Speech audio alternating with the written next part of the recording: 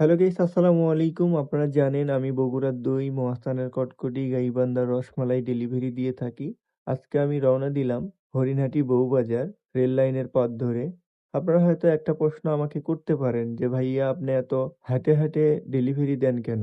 যখন আপন মানুষ আমার থেকে জিনিসগুলো চায়, আমার বাসার কাছে কাছে যে বাসাগুলো, আমি যদি গাড়ি ভাড়া করে তাদেরকে ডেলিভারি দিতে যাই, তারা কিন্তু আমাকে ডেলিভারি চার্জ দিতে চায় না।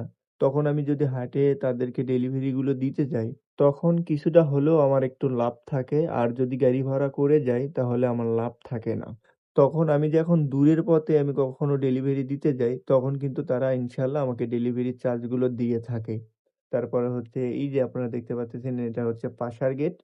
তারপরে সামনেই হচ্ছে আপনার দেখতে পাচ্ছেন এটা হচ্ছে অ্যাপেক্স ইউনিট 2। এর ভিতর দিয়ে আমি হচ্ছে বউবাজার যাবো। দেখতে, দেখতে আমি চলে আসলাম এই যে বউবাজার। আমি কিছুক্ষণ এখানে ওয়েট করব।